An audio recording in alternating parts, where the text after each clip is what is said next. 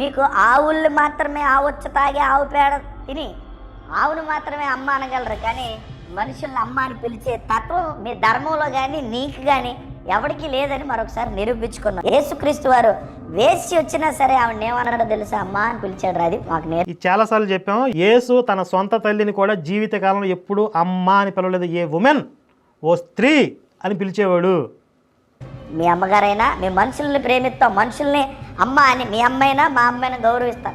మా వాళ్ళు మేము నాది మేమే ఉంటాం, ఎవరు ఉండడానికి ఇష్టపడలేదు. గతం అంటే రోకుంది కాబట్టి ఉంచాము, ఇప్పుడు మాకు లేదు కాబట్టి పంపించారు. ఒక మాట చెప్తే కదా నేను వెళ్తాను. అందరూ రోకే నాకు. ఎక్కడ అన్ని ఇళ్ళల్లో నాకు రోకులు ఉన్నాయి, అన్ని ఇళ్ళల్లో నాకు రోకులే. అదే మరి రోకులు అంటే రంకులా? కొన్ని పదాలు మనం డీకోడ్ చేసుకో, అర్థం కావట్లా. ఎదురుకుంటుంటే బాగా జోరుతో కొడేది నీకు. జోడుతో కొట్టేదని ఎదుర్కొంటే నిన్ను బాగుంటుందని. మామూలు కాదు, పళ్ళన్నీ ఊడిపోయినట్టు జోరుతో కొట్టేది.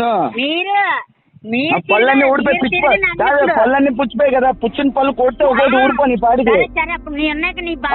ఇప్పుడు వ్యభిచారిని కూడా అమ్మా అని పిలిచాడు యేసు అని డైలాగ్ చెప్పాడు కదా. ఎదురుగా ఉంటే జోడుతో కొట్టేదని పళ్ళని ఊడిపోదని అంటున్నాడు చూడండి. ఇప్పుడు గుద్దితే ముక్కు మీద గుద్దితే మొత్తం ముక్కు గుంతలోకి వెళ్ళిపోను. అవునమ్మా, ఇంత క్రూయల్గా ఉన్నాయి. గుద్దితే ముక్కు గుంటలోకి వెళ్ళిపోద్దంట అసలు గుద్దితే.